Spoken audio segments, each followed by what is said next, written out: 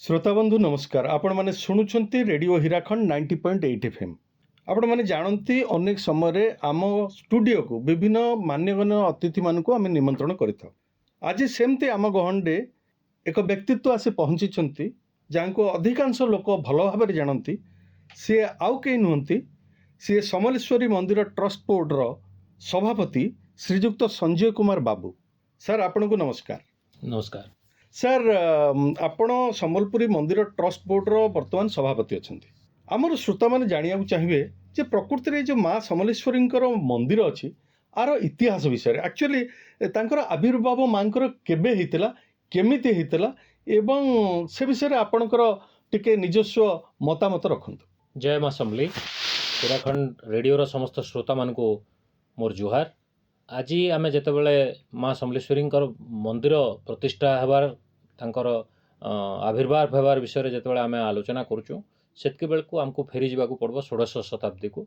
से समय रे तत्कालीन राजा श्री बलराम देव जितेबले पाटणागढ़ रु आसिकी जंगल भितर तांकर शिकार करुले एवं ए अंचल देकर जितेबले जाउथिले से समय रे राजांकर गुटे अभूतपूर्व घटना घटला जेनटा कि तांको बहुत प्रभावित करथिला। अच्छा, गोटे राजा तांकर शिकारी कुकुर दल आगे थिले, तार पछाड़े राजा हाथी रे बसथिले, घोड़ा रे सैन्य माने बसथिले। किंतु राजा गोटे लक्ष्य कले जे शिकारी कुकुर मान को गोटे ठेकुआटे दौड़े आनुचे। तो से दृश्यटा देखिक राजा अभिभूत हेले जे जेन शिकारी कुकुर माने बाघ संगे लड़ी जासन से शिकारी कुकुर माने आज गोटे ठेकुआ को डरी जाउछन। तो सही समय रे राजा सेठाने निष्पत्ति नेले जे नहीं एटा गोटे अलौकिक स्थान निश्चित भाव रे हितवा आ आज रात्रि जापन इन आमे कर्मा। तो से राजांकर कैंप लागला, सेन राजा तांकर पाट पटुआर धरिकी से रात्रि जापन कले सेठाने। तो रात्रि रे जेतेबेले राजा सोईछन सेही समय रे राजा को गोटे स्वप्नादेश हैला जे राजा मुई ए गोटे शिमली गछ मूले अच्छे मते तमे नहींकरी गोटे मंदिर प्रतिष्ठा करिक मते पूजा अर्चना करवार लगी से देवी तांको आदेश देले, स्वप्नादेश देले। स्वप्नादेश पाइला परे राजा तार परदिन तांकर राजबाटी को फेरी जाइछन एवं जाइक राजमाता को जनईछन जे ए भलिया गोटे मते स्वप्नादेश होईछि आउ एटा को इतार अर्थ कौन। तो राजमाता तांको निर्देश देले जे तुरंत जाइक तमे से जेन ठाने तमे शिमली गछ मूले तमे देखी से जगह को जाइक तमे सेठी मांकर पूजा अर्चना कर एवं तांको सेठी तांकर मंदिर प्रतिष्ठा करवा लगी उद्यम कर। तो राजा पुनर्बार आसिक सेठारे जेतेबेले रहीचन आउ तांकर मांकर पूजा अर्चना करचन गोटे शिमली गछ मूले मांकर गोटे प्रतिकृति थिला सेठाने पूजा करचन। तो से राति फेर स्वप्नादेश होइछे जे मोर लगी राजा गोटे तमे महानदी कूल गोटे मंदिर तैयारी कर आउ मते सेठाने पूजा कर। तो राजा सेतके बेले पचारछन जे माँ केन रूप रे आपन को मुई पूजा करमी। तो सेतके बेले मांकर आदेश होइछे जे गुमदरा बोली गोटे गंड थिला, से गंड भितरे जेन पत्थरटा अच्छे जेन आकृतिर अच्छे से आकृतिर पत्थर जेन आकृतिर अच्छे से आकृतिर गोटे मूर्ति तैयारी करिक मते पूजा कर। तापर राजा निष्पत्ति नैथिले एवं महानदी कूलरे आज जेनटा संबलपुर रूप से परिचित महानदी कूलरे तांकर मांकर मंदिर प्रतिष्ठा करवार कार्य आरंभ करथिले एवं तार आखपाख अंचल रे तांकर निजर उवास करथिले, राजबाटी करथिले, रानी बखरी करथिले, अस्त घोड़ाशाल थिला, हाथीशाल थिला, सबु जिनस सेठी प्रतिष्ठा करिक राजा महानदी कूलरे तांकर नूतन राजधानी प्रतिष्ठा करथिले। एवं सेही दिनठू माँ समलेश्वरी जेहेतु सेमिल गछ मूले माँ को पाइथिलु आमे सेथि लगी मांकर ना समलेई रखा हितला एवं परवर्ती पर्याय तांको समलेश्वरी हिसाब रे आमे आज पूजा करछु। समस्तंकर माने विश्वास जे मांकर करुणा टिके लाभ हेले जेते दुख थाउ जेते कष्ट थाउ सब प्रकार समस्यार समाधान हो पारिबो से आशा विश्वास रखी हजार हजार लक्ष लक्ष संख्यार लोक मैंने आज छुट्टी आसुचंती संबलपुर को मांकर टिके दर्शन पाइबा पई। बहुत खुशी लगुच आपण को आम गहन रे पाइचु एवं आपण प्रांजल भाव में मांकर इतिहास जो भली भाव से आविर्भाव होते शिमिली गछ मूले से विषय आप उल्लेख करुँच। अच्छा संजय बाबू, ये मांकर तो ବହୁତ ନୀତିକାନ୍ତ ଥିବ, ପର୍ବପର୍ବାଣୀ ଥିବ। ଏ ବିଷୟରେ ଟିକେ ଶ୍ରୋତାମାନଙ୍କୁ କହିଲେ ପ୍ରକୃତରେ ମାଙ୍କର କ'ଣ କ'ଣ ପର୍ବପର୍ବାଣୀ ରହିଥାଏ ବର୍ଷକ ଭିତରେ ଏବଂ ତାକୁ ଆପଣମାନେ କେମିତି ପାଳନ କରିଥାନ୍ତି? ମାଙ୍କର ବିଶେଷତଃ ଦେବୀ ପୀଠମାନଙ୍କରେ ଆଜ୍ଞା। ବିଶେଷ ପୂଜାର୍ଚ୍ଚନା ହିସାବରେ ମହାଳୟାଠୁ ଆରମ୍ଭ କରିକିରି ଦଶହରା ପୂର୍ଣ୍ଣମୀ ପର୍ଯ୍ୟନ୍ତ ହୁଁ। ଏଇ ମୁଖ୍ୟ ପୂଜା ଅର୍ଚ୍ଚନାର ସମୟ ଏଇଟା ହେଇଥାଏ ଏବଂ ଆମର କ୍ଷତ୍ରିୟ ସମ୍ପ୍ରଦାୟର ରାୟ ସଂଜ୍ଞାଧାରୀ ପୂଜକମାନେ ମାଙ୍କର ପୂଜାର୍ଚ୍ଚନା ଏବଂ ସେବା ନୀତିକାନ୍ତି ସବୁ ପାଳନ କରିଥାନ୍ତି। ହୁଁ।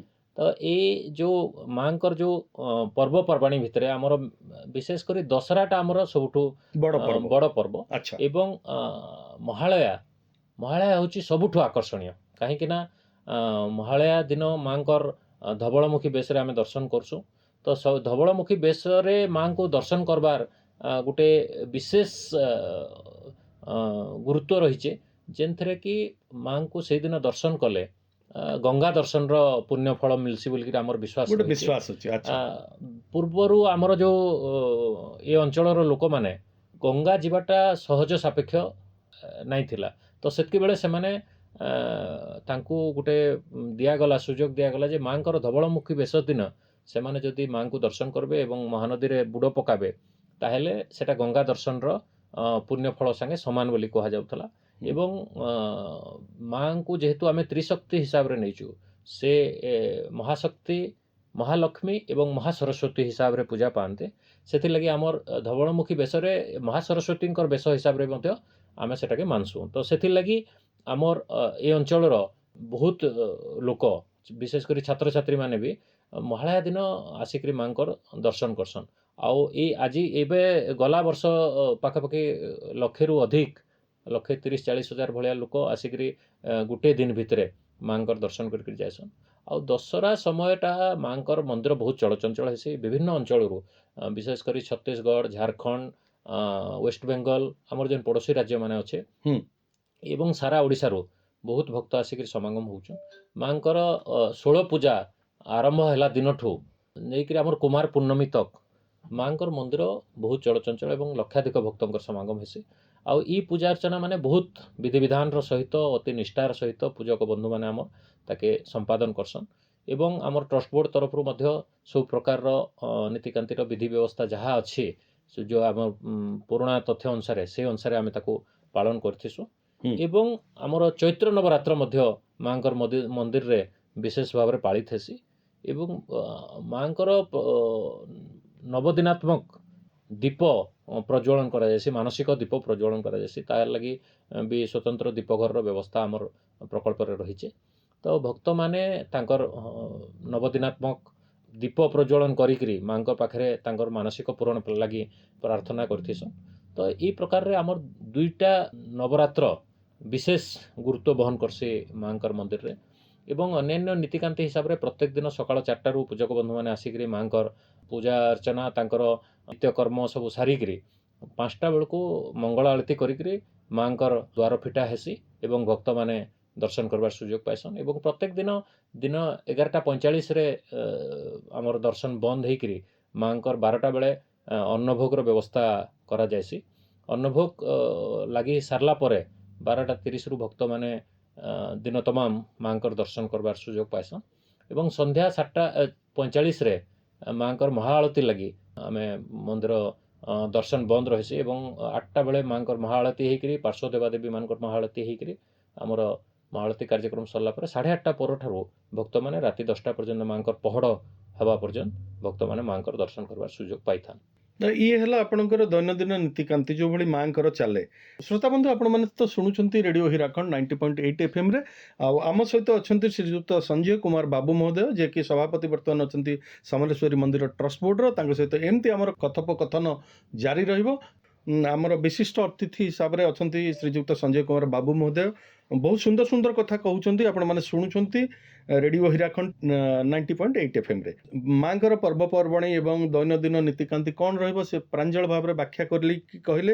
ଆଚ୍ଛା ସଞ୍ଜୟ ବାବୁ ଏଠି ଶ୍ରୋତାମାନଙ୍କର ମଧ୍ୟ ବହୁତ ଇଚ୍ଛା ଥିବ ଜାଣିବା ପାଇଁ ଯେ ଅତୀତରେ ମାଙ୍କର ଯେଉଁ ମନ୍ଦିର ଥିଲା ବର୍ତ୍ତମାନ ମନ୍ଦିର ଭିତରେ ଆକାଶ ପାତାଳ ତଫାତ ମାନେ ରୂପାନ୍ତରୀକରଣ ହେଇଛି ଏବଂ ସେଇଟା କେବଳ ପ୍ରଥମ ପର୍ଯ୍ୟାୟ ନୁହଁ ଦ୍ୱିତୀୟ ପର୍ଯ୍ୟାୟ ମଧ୍ୟ ବର୍ତ୍ତମାନ ଚାଲିଛି। ଏ ଯେଉଁ ରୂପାନ୍ତରୀକରଣ ହେଲା ଇଏ କାହିଁକି ହେଲା କେମିତି ହେଲା ଏ ବିଷୟରେ ଟିକେ କହିବେ କି? ଆପଣଙ୍କର ତ ବ୍ୟକ୍ତିଗତ ଅଭିଜ୍ଞତା ଏ ବିଷୟରେ ଅଛି। ଦେଖନ୍ତୁ ଆମର ଯେତେବେଳେ ତତ୍କାଳୀନ ମୁଖ୍ୟମନ୍ତ୍ରୀ ମା ସମଲେଶ୍ୱରୀଙ୍କର ଦର୍ଶନ କରବା ଲାଗି ଆସିଥିଲେ ସେ ସମୟରେ ସେ ଘୋଷଣା କରିକି ଯାଇଥିଲେ ଯେ ଆମର ସମଲେଶ୍ୱରୀ ପୀଠର ଉନ୍ନତିକରଣ କରାଯିବା ବୋଲିକିରି ପ୍ରଥମ ପର୍ଯ୍ୟାୟରେ ଏଟାକୁ ଛୋଟ ଆକାରରେ ତାର ରୂପାନ୍ତରୀକରଣ ହେବା ବୋଲିକିରି ଯୋଜନା ଥିଲା। ଆଚ୍ଛା ଏବଂ ପରବର୍ତ୍ତୀ ପର୍ଯ୍ୟାୟରେ ଆମେ ଯେତେବେଳେ ଜାଣିବାର ଲାଗି ପାଇଲୁ ଯେ ଇ ମନ୍ଦିରର ରୂପାନ୍ତରୀକରଣରେ ହୁଁ ବହୁତ ବଡ଼ ଆକାରରେ କରବାର୍ ଲାଗି ସରକାର ଯୋଜନା କରୁଛନ୍ ଏବଂ ସେଥିଲାଗି ଗୋଟେ ପୁରା ସମଲେଇ ଯୋଜନା ବୋଲିକିରି ଗୋଟେ ପ୍ରସ୍ତୁତ ହେଇକିରି ସରକାର ଘୋଷଣା କଲେ ଏବଂ ତାର ପରବର୍ତ୍ତୀ ପର୍ଯ୍ୟାୟରେ 2021 ମସିହାରେ ତତ୍କାଳୀନ ମୁଖ୍ୟମନ୍ତ୍ରୀ ଘୋଷଣା କଲା ପରେ এই ପ୍ରକଳ୍ପ କାମ ଆରମ୍ଭ ହେଲା। ଆଚ୍ଛା ଏବଂ ଶ୍ରୋତା ବନ୍ଧୁମାନେ ଜାଣି ରଖିବାର କଥା ଯେ ପ୍ରଥମେ ଯେତେବେଳେ ମା ସମଲେଶ୍ୱରୀଙ୍କର ପୀଠ ଥିଲା ଯେନ୍ଟା ବିଜେସ୍ଥଳୀ ହୁଁ ସେଟା 4 ଏକର 43 ଡିସମିଲ୍ ପରିମିତ ଜାଗା ଉପରେ ଥିଲା। ସେ ଭିତରେ ମାଙ୍କର ବିଜେସ୍ଥଳୀ ଥିଲା, ଆମର ଯେ ପୁଷ୍କରଣୀ ଥିଲା, ଅନ୍ୟାନ୍ୟ ଜିନିଷପତ୍ର ଆମର ପୂଜକମାନଙ୍କର କିଛି ଘର ବି ଥିଲା। ପରବର୍ତ୍ତୀ ପର୍ଯ୍ୟାୟରେ ଯେତେବେଳେ ରୂପାନ୍ତରୀକରଣର କାମ ଆରମ୍ଭ ହେଲା ସେତିକି ବେଳକୁ ଆମକୁ ଗୁଡ଼ାଏ ଜାଗା ଅଧିଗ୍ରହଣ କରବାର ଆବଶ୍ୟକତା ପଡ଼ିଲା ହୁଁ ଏବଂ ସେଇ ପ୍ରକ୍ରିୟା ପାଖାପାଖି 44 ଏକର ପରିମିତ ଜାଗାକେ ଅଧିଗ୍ରହଣ କରବାର ଲାଗି ଯୋଜନା ଯୋଜନା କରାଗଲା। କରାଗଲା। ସେ ଭିତରେ ଅନେକ ଝୁଗି ଝୁପଡ଼ି ଘର ମାନେ ବି ଥିଲା, କିଛି ସରକାରୀ ଅନୁଷ୍ଠାନ ଥିଲା, ଲୋକଙ୍କ ରୟତ ଜମି ଥିଲା, ସେ ସବୁକୁ ଅଧିଗ୍ରହଣ କରବାର ଲାଗି ବହୁତ ବଡ଼ ଉଦ୍ୟମ କରବାର ଲାଗି ପଡ଼ିଥିଲା। ଏବଂ ମୁଇଁ କୃତଜ୍ଞତା ଜ୍ଞାପନ କରମି ସେଇ ବ୍ୟକ୍ତି ବିଶେଷ ମାନଙ୍କୁ ଯେନ୍ ମାନେ ଏ ମା ସମଲେଶ୍ୱରୀଙ୍କର ସେବା ଲାଗି ତାଙ୍କର ଭିଟାମାଟି ଛାଡ଼ିଥିଲେ ଏବଂ ସରକାର ତାଙ୍କୁ ଅନ୍ୟତ୍ର ନେଇକରି ଥଇଥାନ କରିଥିଲେ। ସେମାନଙ୍କର ସହଯୋଗ କେବେ ବି ଆମେ ସମଲେଶ୍ୱରୀ ମନ୍ଦିର ଇତିହାସରେ ଭୁଲିଗଲେ କେବେ ବି ସେଟା ଠିକ୍ ଉଚିତ ହେବ ନାହିଁ। ତ ସେଥିଲାଗି ମୁଇଁ ଆଜି ଆପଣଙ୍କର ରେଡ଼ିଓ ମାଧ୍ୟମରେ ମଧ୍ୟ ସେଇ ବ୍ୟକ୍ତି ବିଶେଷ ମାନଙ୍କୁ ଯେମାନେ ତାଙ୍କର ଭିଟାମାଟି ଛାଡ଼ିଥିଲେ ମା ସମଲେଶ୍ୱରୀଙ୍କର ସେବାରେ ତାଙ୍କର ପୂର୍ବଜଙ୍କର ଜାଗା ଛାଡ଼ିଥିଲେ ସମସ୍ତଙ୍କୁ ମୁଇଁ ଆମର ଟ୍ରଷ୍ଟ ବୋର୍ଡ଼ ତରଫରୁ କୃତଜ୍ଞତା ଜ୍ଞାପନ କରୁଛେ। ଏବଂ ସେହି ସମୟ ନିଶ୍ଚିତ ଭାବରେ ଗୋଟେ ଭାବୁକ ସମୟ ଥିଲା ଯେ ଜଣେ ଯେନ୍ ଭିଟାମାଟିରେ ଶହ ଶହ ବର୍ଷ ଧରିକି ରହିଥିଲା ସେ ଭିଟାମାଟି ତାକୁ ଛାଡ଼ବାର ଲାଗି ପଡ଼ିଥିଲା ଏବଂ ନିଶ୍ଚିତ ଭାବରେ ଏଇଟା ଗୋଟେ କଷ୍ଟଦାୟକ ଜିନିଷ ଥିଲା। କିନ୍ତୁ ତଥାପି ଅତି ଖୁସିର କଥା ଯେ ମା ସମଲେଶ୍ୱରୀଙ୍କ ଲାଗି ସେ ଭକ୍ତମାନେ ତାଙ୍କର ଭିଟାମାଟି ଛାଡ଼ିଥିଲେ ଏବଂ ଅନ୍ୟତ୍ର ଯାଇକରି ଥଇଥାନ ହେଇଥିଲେ। ସେଇ ପ୍ରକ୍ରିୟା ବହୁତ ଲମ୍ବା ପ୍ରକ୍ରିୟା ଥିଲା ଏବଂ ବହୁତଟେ ଟାଇମ୍ ଲାଗିଥିଲା। ଅନେକ ଅନୁଷ୍ଠାନ ବି ସେ ପରିସର ଆଜି ଯେନ୍ ପରିସର ହେଇছে ସେ ପରିସର ଭିତରେ ଅନେକ ଅନୁଷ୍ଠାନ ବି ଥିଲା। ଆମର ଯେମିତି ଆମର ରାଜଘାଟ ଥିଲା, ରାଜଘାଟକୁ ବି ସ୍ଥାନାନ୍ତର କରିବାକୁ ପଡ଼ିଲା ଏବଂ ଆଉ ଅନ୍ୟାନ୍ୟ ଜିନିଷ ମାନେ ସରକାରୀ ଅନୁଷ୍ଠାନ ମାନେ ଥିଲା, ଫିସରୀର ଥିଲା, ଏଗ୍ରିକଲଚର ଡିପାର୍ଟମେଣ୍ଟର ଥିଲା, ହର୍ଟିକଲଚର ସବୁ ଡିପାର୍ଟମେଣ୍ଟ ମାନଙ୍କୁ ଅନ୍ୟତ୍ର ସ୍ଥାନାନ୍ତରଣ କରାଯାଇକରି ଏଇ ଜାଗା ବାହାରିଲା। ତାରପରେ ଆମର ସମଲେଇ ପ୍ରକଳ୍ପର କାମ ତ୍ୱରିତ ବେଗରେ ହେଲା। ଆମର ଯେନ୍ ପୁରୁଣା ଷ୍ଟ୍ରକ୍ଚର ମାନେ ଥିଲା ତାକୁ ଭଙ୍ଗାଗଲା ଏବଂ ନୂଆ ଢାଞ୍ଚାରେ ନୂଆ ଆର୍କିଟେକ୍ଟର ନୂଆ ଡିଜାଇନ୍ ଅନୁସାରେ ଆମର ଏଇସବୁ ପ୍ରକଳ୍ପ ପୁରା ପ୍ରକଳ୍ପଟା ତିଆରି ହେଲା। ଏଥିରେ ବହୁତ ଗୁଡ଼ାଏ ଫେସିଲିଟି ଡେଭଲପ୍ ହେଲା, ଯେନ୍ତା ଆମର ଦୀପ ଘର ହେଲା, ଜୁତା ଷ୍ଟାଣ୍ଡ ହେଲା, ଲୋକମାନେ ଧାଡ଼ି ବାନ୍ଧିକି ଠିଆ ହେବେ ବୋଲି ଆଗରୁ ଖରା ବର୍ଷାରେ ଠିଆ ହେଉଥିଲେ ସେ ଜାଗା କ୍ୟୁ ମ୍ୟାନେଜମେଣ୍ଟ ସିଷ୍ଟମ୍ ତିଆରି କରାଗଲା ଏବଂ ଟ୍ରଷ୍ଟ ବୋର୍ଡ଼ର ନୂତନ ଅଫିସ୍ ହେଲା। ଭକ୍ତମାନଙ୍କର ଲାଗି ଗୋଟେ ମିଶନ ଶକ୍ତିର କ୍ୟାଫେ ତିଆରି କରାଗଲା, ପିଲଗ୍ରିମ୍ ରେଷ୍ଟରୁମ୍ ଟାଇପ୍ର ଗୋଟେ ବ୍ୟବସ୍ଥା କରାଗଲା, ଆମର ଭୋଗ ମଣ୍ଡପ ହେଲା, ପାର୍କିଂ ଫେସିଲିଟି ଡେଭଲପ୍ ହେଲା। ଛୋଟ ଛୋଟ ଜିନିଷକୁ ବି ସେତେବେଳେ ଏଇ ପ୍ରକଳ୍ପରେ ଧ୍ୟାନ ଦିଆଯାଇଥିଲା ରୂପାନ୍ତରୀକରଣ ସମୟରେ। ଯେମିତି ଗୋଟେ କ୍ଷୀର ଖାଉଥିବା ଶିଶୁଟେ ମା ସାଙ୍ଗରେ ଆସିଛେ ଏବଂ ତାର ଖାଇବାର ସମୟ ହେଇଗଲେ ତାକୁ ଗୋଟେ ରୁମ୍ ଭିତରେ କେମିତି ମା ତାକୁ ଫିଡିଂ କରିପାରିବ ସେଥିଲାଗି ସେ ବ୍ୟବସ୍ଥା ମଧ୍ୟ ଛୋଟ ଛୋଟ ଜିନିଷ ପ୍ରତି ଶୌଚାଳୟ ବହୁତ ଉନ୍ନତ ମାନର ଶୌଚାଳୟ 4ଟି ଜାଗାରେ କରାହେଇଛି, ଯୋଉଟା ବହୁତ ଆବଶ୍ୟକ ଜିନିଷ ଥିଲା। ଏବଂ ଏଇ ପ୍ରକଳ୍ପର ସବୁଠୁ ଗୋଟେ ନୂତନ ଦିଗ ହେଲା ଯେ ଏଇ ପ୍ରକଳ୍ପରେ ଆପଣଙ୍କର ଯେଉଁ ଅତ୍ୟାଧୁନିକ ସୁବିଧା ସହିତ ଗୋଟେ ଆମର ଯେଉଁ ପ୍ରକୃତି ପ୍ରତି ବି ଗୁରୁତ୍ୱ ଦିଆଗଲା। ଯେମିତି ମହାନଦୀରେ ଯେଉଁ ରିଭର ଫ୍ରଣ୍ଟ ଆମର ଡେଭଲପ୍ କରାଗଲା, ରିଭର ଫ୍ରଣ୍ଟରେ ଏବେ ଆମେ ଆଗାମୀ ଦିନରେ ଯାଇକରି ମହାନଦୀ ଆଳତୀ ଯେଉଁଟାକି ପ୍ରକୃତି ସାଙ୍ଗରେ ନୂଆ ପିଢ଼ିକୁ ଆମେ ଯୋଡ଼ବାର୍ ଲାଗି ଆମର ଯେଉଁ ଚେଷ୍ଟା ଚାଲିଛି ହୁଁ। ସେଇଟା ଗୋଟେ ସେଇ ଦିଗରେ କାମ ହେବ। ହୁଁ। ଆଉ ଇ ପୁରା ପ୍ରକଳ୍ପରେ ହୁଁ। ଆମର ପାଖାପାଖି 70% ଜାଗା ହୁଁ। ଗ୍ରୀନ୍ ବେଲ୍ଟ ହିସାବରେ ରଖାହେଇଛି। ଆଚ୍ଛା। ଆମେ ଏଇ ପ୍ରକଳ୍ପରେ ଆମେ ସୌରଶକ୍ତି ବ୍ୟବହାର କରୁଛୁ ହୁଁ। ଏବଂ ଏଇ ପ୍ରକଳ୍ପରେ ଆପଣ ବୋଧେ ଭାରତବର୍ଷରେ କୌଣସି ମନ୍ଦିରରେ ନାଇଁ ଦେଖିଥିବେ ଯେ ଆମର STP ଅଛି। ଆମର ଯାହା ଆମର ୱାସରୁମ୍ ମାନଙ୍କରୁ ଯାହା ବର୍ଜ୍ୟବସ୍ତୁ ବାହାରୁଛି ହୁଁ। ତାହା ପ୍ରୋସେସ୍ ହେଇକିରି ସେ ପାଣିଟା ପୁଣି ଗାର୍ଡେନ ଭିତରକୁ ପଳେଇ ଆସୁଛି। ବାଃ, ମାନେ ତ ୱେଷ୍ଟ ୱାଟରଟାକୁ ୟୁଟିଲାଇଜ ପ୍ରପରଲି କରାଯିବ କେମିତି? ହଁ, ଆମର ଯେମିତି ଜଳ ଆଚ୍ଛା। ସଂରକ୍ଷଣର ଗୋଟେ ବି ପ୍ରକୃଷ୍ଟ ଉଦାହରଣ ହେଇପାରିବ। ହୁଁ ହୁଁ ଏବଂ ଆମେ ଯେହେତୁ ମହାନଦୀ କୂଳରେ ଅଛୁ, ହୁଁ। ଆମର ଯେଉଁ ବର୍ଜ୍ୟବସ୍ତୁ ବାହାରୁଛି ହୁଁ। ସେଟା କେମିତି ମହାନଦୀର ଜଳକୁ ଦୂଷିତ ନାଇଁ କରବା, ସେଥିଲାଗି ମଧ୍ୟ ଆମର ଉଦ୍ୟମ ଚାଲିଛି। ତ ସେଥିଲାଗି ଆମେ ନିଶ୍ଚିତ ଭାବରେ ଖୁସି ହେବା କଥା ଯେ ଏଇ ପ୍ରକଳ୍ପରେ ବିଭିନ୍ନ ଦିଗକୁ ଏବଂ ଧ୍ୟାନ ଦିଆଯାଇଛି। ଧ୍ୟାନ ଦିଆଯାଇଛି ଏବଂ ଯେଉଁ ଭକ୍ତମାନେ ଆସିବେ ସେମାନେ କେମିତି ଗୋଟେ ସୁଖଦ ଅନୁଭୂତି ନେଇକରି ହୁଁ। ମନ୍ଦିର ପରିସରରୁ ବାହାରକୁ ଯିବେ, ସେଥିଲାଗି ସବୁ ପ୍ରକାର ବ୍ୟବସ୍ଥା କରାଯାଇଛି। ଏବଂ ଟ୍ରଷ୍ଟ ବୋର୍ଡ ମଧ୍ୟ ପ୍ରକଳ୍ପ ଯେତେବେଳେ ସମାପନ ହେଇଗଲା ଏବଂ 2024 ଜାନୁଆରୀ 27 ତାରିଖ ଦିନ ୟାର ଶୁଭ ଉଦ୍ଘାଟନ ହେଇଥିଲା, ତା ପରବର୍ତ୍ତୀ ପର୍ଯ୍ୟାୟରେ କେମିତି ଲୋକମାନଙ୍କର ସବୁ ପ୍ରକାର ସୁବିଧା ହେବ ତାକୁ ଟ୍ରଷ୍ଟ ବୋର୍ଡ ବହୁତ ଯତ୍ନର ସହିତ ପାଳନ କରୁଛି। ବହୁତ ବଢ଼ିଆ। ଆଚ୍ଛା, ଏଇ ଯେଉଁ ରୂପାନ୍ତରୀକରଣ ହେଲା ଏର ପ୍ରଥମ ପର୍ଯ୍ୟାୟ ତ ସରିଛି, ଏ ଦ୍ୱିତୀୟ ପର୍ଯ୍ୟାୟରେ ଆଉ କ'ଣ କ'ଣ ବାକି ଅଛି ଯେଉଁଟାକି ବର୍ତ୍ତମାନ ଆପଣଙ୍କର ଚାଲିଛି? ଦେଖନ୍ତୁ, ପ୍ରଥମ ପର୍ଯ୍ୟାୟରେ ଆମେ ଯେଉଁ ଜିନିଷ ଗୁଡ଼ିକ ଆମର ହେଇପାରିନଥିଲା, ଯେମିତି ଭକ୍ତ ନିବାସ, ଯେମିତି ଆମର ଗୋଟେ କଲ୍ୟାଣ ମଣ୍ଡପର ନିହାତି ଆବଶ୍ୟକତା ରହିଛି, ସେଗୁଡ଼ା ଜିନିଷ ଯେଉଁଟା ହେଇପାରିନଥିଲା ତାକୁ ଆମେ ଦ୍ୱିତୀୟ ପର୍ଯ୍ୟାୟରେ ଫେଜ୍ 2 ଯେଉଁଟାକୁ ଆମେ କହୁଛୁ ଏଇ ସମଲେଇ ପ୍ରକଳ୍ପର, ସେଇ ଫେଜ୍ 2ରେ ତାକୁ ସ୍ଥାନିତ କରାଯାଇଛି। ଏବଂ ସେଇଥିରେ ଆପଣଙ୍କର ପାଖାପାଖି 52 ଏକର ଜାଗାରେ ଏଇଟା ତିଆରି ହେଉଛି, ଗୋଟେ କୃତ୍ରିମ ହ୍ରଦ ତିଆରି ହେଉଛି ଯେଉଁଥିରେ କି ବୋଟିଂର ଫ୍ୟାସିଲିଟି ରହିବ, ଯେଉଁଠିକି ଆପଣଙ୍କର ଗୋଟେ ଓପେନ୍ ଥିଏଟରର ବ୍ୟବସ୍ଥା କରାଯାଉଛି ଏବଂ ତତ୍ ସହିତ ସେଠି କିଡ୍ସ ପ୍ଲେ ଜୋନ୍ ରହିବ, ଛୋଟ ଛୁଆମାନଙ୍କର ଖେଳିବା ପାଇଁ, ୱାକିଂ ଟ୍ରାକ୍ ରହିବ, ମର୍ଣ୍ଣିଂ ୱାକ୍ ଇଭିନିଂ ୱାକ୍ କରିବା ପାଇଁ ଚାହିଁବେ। ଏବଂ ସେଇଥିରେ ଗୋଟେ ପଣ୍ଡ କ୍ରିଏଟ୍ କରାହେଉଛି ଯେଉଁଥିରେ କି ଆମର ମ୍ୟୁଜିକାଲ ଫାଉଣ୍ଟେନ୍ର ବ୍ୟବସ୍ଥା ରହିବ। ଆଚ୍ଛା। ଭକ୍ତମାନଙ୍କ ପାଇଁ କଲ୍ୟାଣ ମଣ୍ଡପର ବ୍ୟବସ୍ଥା କରାହେଉଛି। ଗୋଟେ ଫୁଡ୍ କୋର୍ଟ ଜୋନ୍ ତିଆରି କରାହେଉଛି ଯେଉଁଠି ସେମାନଙ୍କର ଖାଦ୍ୟପେୟ ସେଠି ପାଇପାରିବେ। ଏବଂ ସେଠି ଗୋଟେ ଆମେ ଭକ୍ତନିବାସ ତିଆରି କରାହେଉଛି ଯେଉଁଟାକି ପ୍ରଥମ ପର୍ଯ୍ୟାୟରେ ଯେତେବେଳେ ତାକୁ ନିଷ୍ପତ୍ତି ନିଆହେଇଥିଲା G+1ରେ ତଳଟା ଆପଣଙ୍କର କଲ୍ୟାଣ ମଣ୍ଡପ ହେବା ଆଉ ତାର ଫାର୍ଷ୍ଟ ଫ୍ଲୋରଟା ଆମର ଭକ୍ତନିବାସ ହେବା। କିନ୍ତୁ ମୁଁ ଧନ୍ୟବାଦ ଦେବି ବର୍ତ୍ତମାନର ମାନ୍ୟବର ମୁଖ୍ୟମନ୍ତ୍ରୀଙ୍କୁ ଯେ ସେଟାକୁ G+4 କରିବା ଲାଗି ମାନ୍ୟବର ମୁଖ୍ୟମନ୍ତ୍ରୀ ବର୍ତ୍ତମାନ ନିର୍ଦ୍ଦେଶ ଦେଇଛନ୍। ଗତକାଲି ବି ଆମେ ମାନ୍ୟବର ମୁଖ୍ୟମନ୍ତ୍ରୀଙ୍କ ସାଙ୍ଗରେ ସେ ବିଷୟରେ ଆଲୋଚନା କରୁଥିଲୁ। ତ G+4 ହେଲେ ଅନେକ ଭକ୍ତଙ୍କୁ ଆମେ ସେଠାନେ ରଖବାର ସୁବିଧା ହେଇପାରବା, ସ୍ୱଳ୍ପ ଦେୟ ଦେଇକରି ଦୂର ଦୂରାନ୍ତରୁ ଆସୁଥିବାର ଭକ୍ତମାନେ, କାହିଁକିନା ଏବେ ସେ ବିଷୟରେ ମୁଁ ତ କଥା ହେବି ସଞ୍ଜୟ ବାବୁଙ୍କ ସହିତ।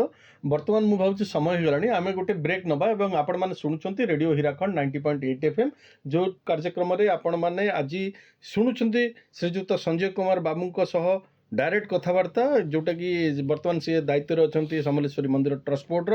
ଏବଂ ଆମେ କଥା ହେବା ଯେଉଁ ଯାତ୍ରୀମାନେ ସବୁ ବାହାରୁ ଆସୁଛନ୍ତି ସେମାନଙ୍କୁ କ'ଣ ସୁବିଧା ସୁଯୋଗ ସବୁ ମନ୍ଦିର ଟ୍ରଷ୍ଟ ବୋର୍ଡ଼ ତରଫରୁ ଯୋଗାଇ ଦିଆଯାଉଛି। ମୁଁ ଭାବୁଛି ଆପଣମାନଙ୍କୁ ଏ କାର୍ଯ୍ୟକ୍ରମ ବହୁତ ସୁନ୍ଦର ଲାଗୁଥିବ, ବହୁତ କଥା ଆପଣମାନେ ଜାଣିନଥିବେ ଆଜି ଜାଣିପାରୁଥିବେ ଆମ ରେଡ଼ିଓ ମାଧ୍ୟମରେ। ଆଚ୍ଛା ସଞ୍ଜୟ ବାବୁ, ହଜାର ହଜାର ଯାତ୍ରୀ ଆସୁଛନ୍ତି, ଆଶ୍ଚର୍ଯ୍ୟ କରୁଛି ଆମକୁ ଦେଖିକି, ଏତେ ସଂଖ୍ୟା ବଢ଼ୁଛି। ଅତୀତରେ ଏତେ ଆସୁନଥିଲେ କାରଣ ଏଇ ଯେଉଁ ଭାବରେ ରୂପାନ୍ତରୀକରଣ ହେଇଛି ତାକୁ ଆଟ୍ରାକ୍ଟ କରୁଛି ଲୋକମାନଙ୍କୁ, ଯାତ୍ରୀମାନଙ୍କୁ ଆସିକି ମାଆଙ୍କର ଦର୍ଶନ ଟିକେ ପାଇବା ପାଇଁ। ଆଚ୍ଛା, ସେଇ ଯାତ୍ରୀମାନେ ଯେଉଁମାନେ ଦୂର ଦୂରାନ୍ତରୁ ଆସୁଛନ୍ତି, ଓଡ଼ିଶା ବାହାରୁ ଆସୁଛନ୍ତି, ବିଭିନ୍ନ ଜିଲ୍ଲାରୁ ଆସୁଛନ୍ତି, ତାଙ୍କ ପାଇଁ ଆପଣମାନେ କ'ଣ ସୁବିଧା ସୁଯୋଗ ସବୁ ସୃଷ୍ଟି କରିଛନ୍ତି ଯାହାଦ୍ୱାରା କି ଏଇ ରେଡ଼ିଓ ମାଧ୍ୟମରେ ଆଟଲିଷ୍ଟ ସେମାନେ ଜାଣିପାରିବେ, ସେୟାର କରିପାରିବେ ଇନଫର୍ମେସନ୍, ସୋ ଦ୍ୟାଟ୍ ସେ ସୁବିଧା ସୁଯୋଗରୁ ସେମାନେ ବଞ୍ଚିତ ହେବେନି? ଦେଖନ୍ତୁ, ଆମର ସମଲେଶ୍ୱରୀ ମନ୍ଦିର ପରିସର ଏବେ ବିସ୍ତୃତ ଅଞ୍ଚଳରେ ଅଛି। ଆମେ ଆରମ୍ଭ କରିବା ଯେ ଆମେ ପାର୍କିଂ ଫେସିଲିଟି ଦିଆଯାଉଛି, ଗୋଟେ ଭଲ ଭାବରେ ସେମାନେ ଯେଉଁ ଯାନବାହନରେ ଆସୁଛନ୍ ସେଟାକୁ ରଖବାର ଲାଗି ତାଙ୍କ ପାଇଁ ସୁବିଧା ବ୍ୟବସ୍ଥା କରାଯାଇଛି। ଗୋଟେ ମାର୍କେଟ କମ୍ପ୍ଲେକ୍ସର ବ୍ୟବସ୍ଥା ଅଛି। ମାର୍କେଟ କମ୍ପ୍ଲେକ୍ସରେ ଆମର ଭୋଗଠୁ ଆରମ୍ଭ କରିକି ସମ୍ବଲପୁରୀ ବସ୍ତ୍ର ପର୍ଯ୍ୟନ୍ତ ଅନେକ ପ୍ରକାରର ଜିନିଷ ସେଠାରେ ସୁବିଧାରେ ମିଳିବ, ବିକ୍ରି କରାଯାଉଛି। ଏବଂ ତାପରେ ପରେ ଯେତେବେଳେ ସେମାନେ ପ୍ରକଳ୍ପ ଅଞ୍ଚଳ ଭିତରକୁ ଆସୁଛନ୍, ଆମର ଯେଉଁଟାକୁ ଆମେ କହୁଛୁ ଏଣ୍ଟ୍ରାନ୍ସ ପ୍ଲାଜା, ସେଇ ପାଖରେ ଆମର ଭୋଗ ମଣ୍ଡପ ଅଛି। ଦିନବେଳା ଭକ୍ତମାନେ ସେଠି ପ୍ରସାଦ ସେବନ କରିବାର। କେତେଟା ସମୟରେ ପ୍ରସାଦଟି ମିଳିପାରିବ? ଆମର ଦେଖନ୍ତୁ, ସକାଳ 10ଟାଠୁ ଆରମ୍ଭ କରିକି 11:30 12ଟା ପର୍ଯ୍ୟନ୍ତ ସେମାନେ ବୁକ୍ କରିପାରିବେ ହୁଁ। ଏବଂ 12:30ରେ ଯେତେବେଳେ ମାଙ୍କ ପାଖରେ ଅନ୍ନଭୋଗ ଲାଗି ସରିବ ତାପରେ ଭକ୍ତମାନଙ୍କ ପାଇଁ ଭୋଗ ପ୍ରସାଦ ବଣ୍ଟନର ବ୍ୟବସ୍ଥା ସେବନର ବ୍ୟବସ୍ଥା କରାଯାଇଛି। ଆଗାମୀ ଦିନରେ ତାକୁ ଆମେ ଅନଲାଇନରେ ବୁକିଂ କରିବାର ସୁବିଧା ମଧ୍ୟ ସୃଷ୍ଟି କରିବା ଲାଗି ଯାଉଛୁ। ଏ ମାଧ୍ୟମରେ ସେମାନେ ଘରୁ ବସିକରି ବି ବୁକିଂ କରିପାରିବେ। ତଥାପି ପ୍ରସାଦଟା ଯୋଉ ଆପଣ ଦଉଛନ୍ତି ଭକ୍ତମାନଙ୍କୁ ତାର ପାଇଁ ମୂଲ୍ୟ ଅଛି ନା ନାଇଁ ବିନା ମୂଲ୍ୟରେ ମିଳୁଛି? ନାଇଁ ତାର ମୂଲ୍ୟ ଅଛି। କେତେ ଟଙ୍କା ସେଟା? 100 ଟଙ୍କା ପ୍ରତ୍ୟେକ ବ୍ୟକ୍ତି ପାଇଁ ବ୍ୟବସ୍ଥା କରାହେଇଛି। ଆଉ ଭକ୍ତମାନଙ୍କ ପାଇଁ ପ୍ରସାଦ ଯୋଉ ଆମର ଭୋଗ ମଣ୍ଡପର ପାର୍ଶ୍ୱରେ ତାଙ୍କର ରେଷ୍ଟରୁମ୍ ବି ଅଛି। ହୁଁ। ରେଷ୍ଟରୁମ୍ ପାଖରେ ବି ଆମେ ରେଷ୍ଟରୁମ୍ରେ ବି ମଧ୍ୟ ଭକ୍ତମାନେ ଆସିକରି ସେଠି ମାନେ ତାଙ୍କର ଥକା ମେଣ୍ଟେଇବା ଲାଗି ବି ସୁଯୋଗ ଅଛି। ସେଠି ମୋବାଇଲ ରିଚାର୍ଜ କରିବା ପାଇଁ ସେଠି ୱାସରୁମ୍ର ବ୍ୟବସ୍ଥା ଅଛି। ମହିଳା ଏବଂ ପୁରୁଷଙ୍କ ପାଇଁ ଅଲଗା ଅଲଗା ଉନ୍ନତ ମାନର ୱାସରୁମ୍ର ବ୍ୟବସ୍ଥା କରାହେଇଛି ଏବଂ ଭକ୍ତମାନଙ୍କ ପାଇଁ ମନ୍ଦିର ପରିସରରେ ଗୋଟେ ମିଶନ ଶକ୍ତିର କ୍ୟାଫେ ବ୍ୟବସ୍ଥା ମଧ୍ୟ ଅଛି।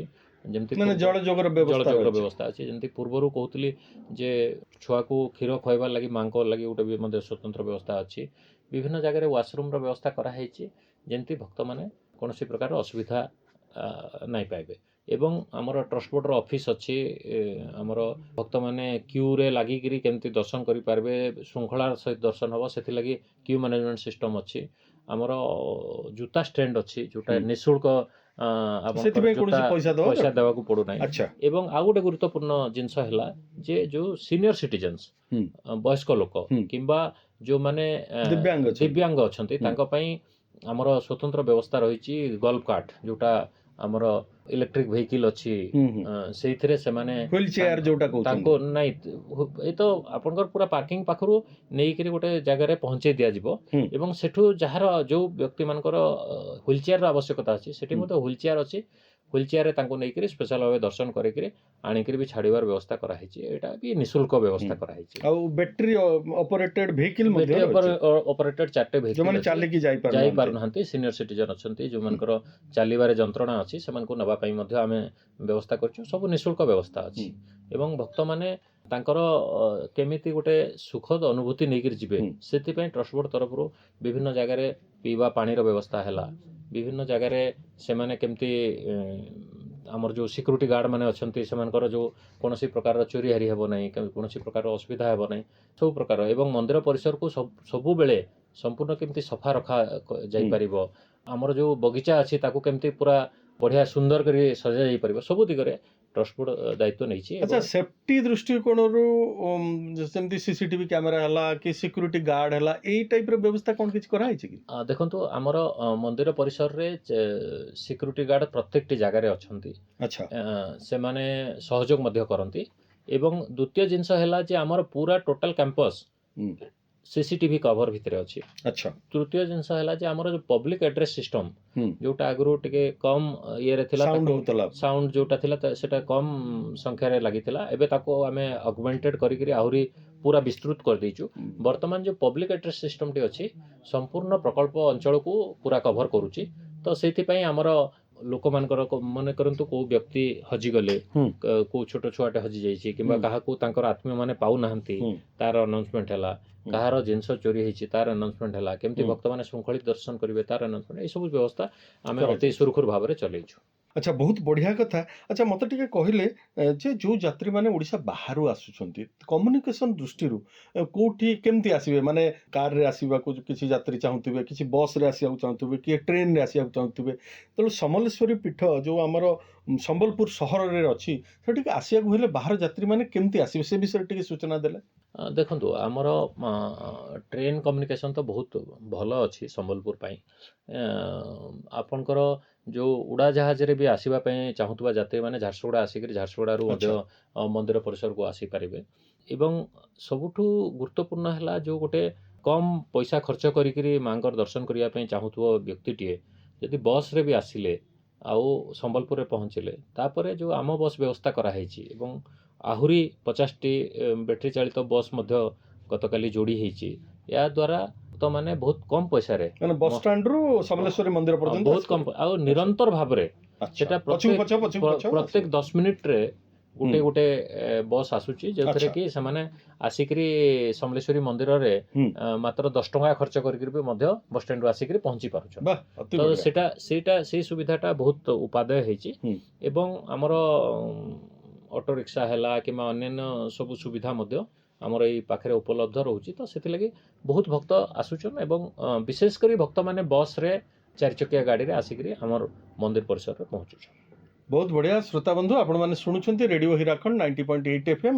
ଆମ ସହିତ ଅଛନ୍ତି ଶ୍ରୀଯୁକ୍ତ ସଞ୍ଜୟ କୁମାର ବାବୁ, ଯିଏକି ସଭାପତି ଅଛନ୍ତି ସମଲେଶ୍ୱରୀ ମନ୍ଦିର ଟ୍ରଷ୍ଟ ବୋର୍ଡ଼ ଆମ ସମ୍ବଲପୁରର। ମୁଁ ତାଙ୍କ ସହିତ କଥା ହେଉଛି ଏବଂ ଆପଣମାନେ ମଧ୍ୟ ବହୁତ ବିଷୟରେ ଜାଣିବାକୁ ପାଉଛନ୍ତି ଏ କାର୍ଯ୍ୟକ୍ରମ ଦ୍ୱାରା। ଆମେ କଥା ଆଲୋଚନା କରିବା ଏବଂ ଶେଷ ପର୍ଯ୍ୟାୟକୁ ଆମେ ଯିବା ଯେ ଆମ ସହିତ ଯିଏ ଅଛନ୍ତି ମନ୍ଦିର ଆମର ଟ୍ରଷ୍ଟ ବୋର୍ଡ଼ ସମଲେଶ୍ୱରୀ ମା ମନ୍ଦିରଙ୍କର ସଭାପତି ଅଛନ୍ତି ସଞ୍ଜୟ କୁମାର ବାବୁ। ସେ ଆମ ସହିତ ଷ୍ଟୁଡ଼ିଓରେ ଉପସ୍ଥିତ ଅଛନ୍ତି, ଆମେ ତାଙ୍କ ସହିତ କଥା ହେଉଛି। ଆଚ୍ଛା ସଞ୍ଜୟ ବାବୁ, ଇଏ ତ ବହୁତ ଭଲ କାର୍ଯ୍ୟକ୍ରମ ସବୁ ମନ୍ଦିରରେ ଚାଲିଛି, ବହୁତ ଯାତ୍ରୀମାନେ ଆସୁଛନ୍ତି, ଶ୍ରଦ୍ଧାଳୁମାନେ ଆସୁଛନ୍ତି, ମାଙ୍କ ଦର୍ଶନ ମଧ୍ୟ ଆରାମରେ ହେଉଛି, ସବୁକିଛି ହେଉଛି। କିନ୍ତୁ ଆଗାମୀ 5 ବର୍ଷ 10 ବର୍ଷ କି 20 ବର୍ଷ ପରେ ଇଏ ମନ୍ଦିରର କ'ଣ ଅବସ୍ଥା ହେଇଥିବ ବା ବ୍ୟବସ୍ଥା ହେଇଥିବ, ସେ ବିଷୟରେ ଆପଣଙ୍କର ପରିକଳ୍ପନା, ଆପଣଙ୍କର ବ୍ୟକ୍ତିଗତ ମତାମତ ଟିକେ ଦିଅନ୍ତୁ। କ'ଣ ଆପଣ ଚାହୁଁଛନ୍ତି? ଦେଖନ୍ତୁ ଆଗାମୀ ଦିନରେ ଯେଉଁ ସଂଖ୍ୟାରେ ଭକ୍ତଙ୍କର ଫୁଟଫଲ୍ ଆରମ୍ଭ ହେଇଯାଇଛି, ନିଶ୍ଚିତ ଭାବରେ ଆମକୁ ବହୁତ ବିଶ୍ଳେଷଣ କରିକି ଚିନ୍ତା କରିବାର ଆବଶ୍ୟକତା ରହିଛି ଏବଂ ଆଗାମୀ ଦିନରେ ଆମେ ଅଳ୍ପ ଦିନ ଭିତରେ ଗୋଟେ ନୂଆ ଟେକ୍ନୋଲୋଜି ଆଡପ୍ଟ କରିବା ଲାଗି ଯାଉଛୁ, ଯେଉଁଥିରେ କି କେତେ ଭକ୍ତ ମନ୍ଦିର ପରିସରକୁ ଆସିଲେ ତାର AI ଏନାବଲ୍ଡ କ୍ୟାମେରା ସିଷ୍ଟମରେ ହୁଁ ସେଟା ଆମେ କାଲକୁଲେଟ୍ କରିପାରିବୁ ଯେ ଆମର ମନ୍ଦିର ପରିସର ଭିତରକୁ କେତେ ଭକ୍ତଙ୍କର ଫୁଟଫଲ୍ ହେଉଛି। ଫୁଟଫଲ୍ ହେଉଛି, କେତେ ଭକ୍ତ ଆମକୁ ପ୍ରବେଶ କଲେ, ହୁଁ ମାଙ୍କର ଦର୍ଶନ କଲେ, ସେ ବିଷୟରେ ହୁଁ ଆମର ସବିଶେଷ ତଥ୍ୟ ହୁଁ ଆମ ପାଖରେ ପହଞ୍ଚିବ। ରହିବ। ଆଚ୍ଛା ଦ୍ୱିତୀୟ ପର୍ଯ୍ୟାୟରେ AI ଏନାବଲ୍ଡ ଆମେ କ୍ୟାମେରା ସିଷ୍ଟମ ଯଦି ଆମେ ଲଗେଇଲୁ, ହୁଁ ତାହେଲେ ଯେଉଁ ଚୋରି ହେଉଛି କିମ୍ବା କୌଣସି ଜାଗାରେ ଭିଡ଼ ହେଉଛି, କେଉଁ ଜାଗାରେ କମ୍ ଭିଡ଼ ହେଉଛି, କେଉଁ ଜାଗାକୁ ବିଶେଷ ଧ୍ୟାନ ଦେବାର ଆବଶ୍ୟକତା ଅଛି, ସେହି ସବୁ ଜିନିଷ ବିଷୟରେ ମଧ୍ୟ ଆମ ପାଖରେ ତଥ୍ୟ ସମ୍ମିଳିତ ହେଇକି ରହିବ। ଆଗାମୀ ଦିନରେ ଭକ୍ତ ନିବାସର ବ୍ୟବସ୍ଥା କରାହେଉଛି ଦ୍ୱିତୀୟ ପର୍ଯ୍ୟାୟରେ, ଯେଉଁଥିରେ କି ଭକ୍ତମାନେ ରହିବାର ସୁବିଧା ପାଇପାରିବେ ଏବଂ ତାଙ୍କ ପାଇଁ ସେଠି ଆନୁଷଙ୍ଗିକ ବ୍ୟବସ୍ଥା ତାଙ୍କର କେମିତି ପାର୍କିଂର ବ୍ୟବସ୍ଥା ହେଇପାରିବ, ତାଙ୍କର ଅନ୍ୟାନ୍ୟ ସୁବିଧା କେମିତି କରାଯାଇପାରିବ, ସେଟା ବି ଆମେ ଚେଷ୍ଟିତ ଅଛୁ। ଏବଂ ବହୁତ କମ୍ ଦିନ ଭିତରେ ମହାନଦୀ ଆଳତୀ, ଯେଉଁଟାକି ମା ମହାନଦୀ ଯିଏକି ଆମର ଓଡ଼ିଶାର ଜୀବନ ରେଖା, ତାଙ୍କର ପୂଜାର୍ଚ୍ଚନା କରାଯିବ। ଗୋଟେ ବର୍ଣ୍ଣାଢ୍ୟ କାର୍ଯ୍ୟକ୍ରମରେ ସେଟାକୁ ଆମେ କରିବା ଲାଗି ଯାଉଛୁ, ଯେଉଁଥିରେ କି ପ୍ରତ୍ୟେକ ସପ୍ତାହରେ ଦିନେ କିମ୍ବା 2 ଦିନ ପ୍ରଥମ ପର୍ଯ୍ୟାୟରେ ଆମେ ଆରମ୍ଭ କରିବୁ ମହାନଦୀ ଆଳତୀ, ଯେମିତି ଗଙ୍ଗା ଆଳତୀ ଆମର ବନାରସରେ ହେଇଥାଏ କିମ୍ବା ହରିଦ୍ୱାରରେ ହେଇଥାଏ। ସେହି କ୍ରମରେ ପ୍ରଥମ ଥର ପାଇଁ ଓଡ଼ିଶାରେ ମା ମହାନଦୀଙ୍କର ପୂଜାର୍ଚ୍ଚନା କରାଯିବ ଏବଂ ଏହାଦ୍ୱାରା ପ୍ରକୃତି ସହିତ ନୂଆ ପିଢ଼ିକୁ ଯୋଡ଼ିବାର ଯେଉଁ କାର୍ଯ୍ୟକ୍ରମ ରହିଛି ସେଇଟା ଆମେ ମଧ୍ୟ କରିବା ପାଇଁ ଯାଉଛୁ। ତୃତୀୟତଃ ଆମର ସମଲେଶ୍ୱରୀ ମନ୍ଦିର ପରିସରରେ ଏବେ ବର୍ତ୍ତମାନ ପରିସ୍ଥିତିରେ ଆମେ ମାସରେ 2 ଦିନ, ଦ୍ୱିତୀୟ ଏବଂ ଚତୁର୍ଥ ରବିବାର ଦିନ ଭଜନ ସନ୍ଧ୍ୟାର କାର୍ଯ୍ୟକ୍ରମ କରୁଛୁ, ଯେଉଁଟାକୁ କି ଆମେ ଆଗାମୀ ଦିନରେ ପ୍ରତ୍ୟେକ ରବିବାର ଦିନ କରିବା ପାଇଁ ଯୋଜନା କରୁଛୁ। ସେଇ ଭଳିଆ ବହୁତ ଗୁଡ଼ାଏ ଆଗାମୀ ଦିନରେ ଆମେ ପଦ୍ମପୁରରୁ ଯେଉଁ ଅର୍ଗାନିକ୍ ରାଇସ୍ ଆମେ ପ୍ରକ୍ରିୟ କରୁଛୁ, ସେଇଟାକୁ ଭକ୍ତମାନଙ୍କର ଯେଉଁ ଭୋଗ ମଣ୍ଡପରେ ବ୍ୟବହାର କରିବୁ, ଭକ୍ତମାନେ ତାକୁ ପ୍ରସାଦ ହିସାବରେ, ଯେଉଁଥିରେ କି କୌଣସି ସାର କିମ୍ବା କୌଣସି କେମିକାଲ ବ୍ୟବହାର କରାଯାଏ, ରାସାୟନିକ ସାର କିମ୍ବା ଅନ୍ୟାନ୍ୟ ବିଷ ପ୍ରୟୋଗ ହେଇନଥିବ, ସେହି ପ୍ରକାର ଆମେ କରିପାରିବୁ, ସେଇଟା ମଧ୍ୟ ଚେଷ୍ଟା ଚାଲିଛି। ଏବଂ ଆଗାମୀ ଦିନରେ କେମିତି ଭକ୍ତମାନେ ସୁରୁଖୁରୁରେ ଶୃଙ୍ଖଳିତ ଭାବରେ ଗୋଟେ ସୁଖଦ ଅନୁଭୂତି ନେଇକରି ଯିବେ, ସେଥିପାଇଁ ଟ୍ରଷ୍ଟ ବୋର୍ଡ଼ ସବୁ ପ୍ରକାର ଯୋଜନା କରୁଛି। ବହୁତ ବଢ଼ିଆ ବଢ଼ିଆ କାମ ଚାଲିଛି। ଏଇଟା ଗୋଟେ ମୁଁ ଭାବୁଛି ଗୋଟେ ବ୍ୟକ୍ତିଗତ ସ୍ତରର ପ୍ରଶ୍ନ ହେଇପାରେ ଆପଣଙ୍କ ପାଇଁ। ଆପଣ ଯେଉଁ କାର୍ଯ୍ୟକ୍ରମ କରୁଛନ୍ତି, ଯେଉଁ ସେବା କାର୍ଯ୍ୟକ୍ରମ କରୁଛନ୍ତି, ମାଙ୍କର ସେବାରେ ଆପଣଙ୍କର ଜୀବନକୁ ଉତ୍ସର୍ଗୀକୃତ କରୁଛନ୍ତି, ଏତେ ବଡ଼ ଗୋଟେ ସୁଯୋଗ ମିଳିଛି ଆପଣଙ୍କୁ କରିବାର। ଆପଣଙ୍କର ବ୍ୟକ୍ତିଗତ ଅନୁଭୂତି କ'ଣ? ଆପଣଙ୍କର ଜୀବନ ଗୋଟିଏ ପଟେ, ଆପଣଙ୍କ ସାଂସାରିକ ଜୀବନ ରହିଛି, କିନ୍ତୁ ତାପରେ ମଧ୍ୟ ଅନେକ ସମୟ କାଢ଼ିକି ଆପଣ ମନ୍ଦିରର ଉନ୍ନତି ପାଇଁ ମାଙ୍କର ସେବାରେ ନିଜର ସମୟକୁ ଦେଉଛନ୍ତି। କେବେ କ'ଣ ଅନୁଭବ କରନ୍ତି ଆପଣ? କେତେବେଳେ ଚିନ୍ତା କରିଛନ୍ତି ବା ଏମିତି କିଛି ସ୍ୱପ୍ନ ମାଙ୍କର ଆସିଛି କି ଅନୁଭୂତି ଆସିଛି, ସେଇଆକୁ ଟିକେ କହିଲେ। ଦେଖନ୍ତୁ, ଯେତେବେଳେ ଆପଣ ଆପଣଙ୍କର ଇଷ୍ଟଦେବୀଙ୍କର ସେବା କରିବାର ସୁଯୋଗ ପାଉଛନ୍ତି, ଏଇଟା ଜୀବନର ସବୁଠୁ ବହୁତ ଗୁରୁତ୍ୱପୂର୍ଣ୍ଣ ବିଷୟ ଏବଂ ମୁଁ ନିଜକୁ ଭାଗ୍ୟବାନ ମନେ କରୁଛି ଯେ ମୁଁ ଏଇ ସେବା କରି ମାଙ୍କର ଏଇ ସେବା କରିବାର ସୁଯୋଗ ପାଇଛି ଏବଂ ଗୋଟିଏ ସବୁଠୁ ଗୁରୁତ୍ୱପୂର୍ଣ୍ଣ ଜିନିଷ ହେଲା ଯେ ଏଇ ସେବା ପାଇଁ ମୁଁ ନିଜେ ଉଦ୍ୟମ କରିନଥିଲି। ମୋର ନିଜର ମାନେ ଉଦ୍ୟମ ବଳରେ ମୁଁ ଟ୍ରଷ୍ଟ ବୋର୍ଡ଼ର ସଦସ୍ୟ ହେବି କିମ୍ବା ଟ୍ରଷ୍ଟ ବୋର୍ଡ଼ର ସଭାପତି ହେବି ସେଇ ଦିଗରେ ମୁଁ ନିଜେ ଉଦ୍ୟମ କରିନଥିଲି। ଗୋଟେ ଅବସ୍ଥା ଚକ୍ରରେ ମୋ ନାଁ ଏଇ ଟ୍ରଷ୍ଟ ବୋର୍ଡ଼ର ସଦସ୍ୟ ଭାବରେ ମନୋନୀତ ହେଇଥିଲା।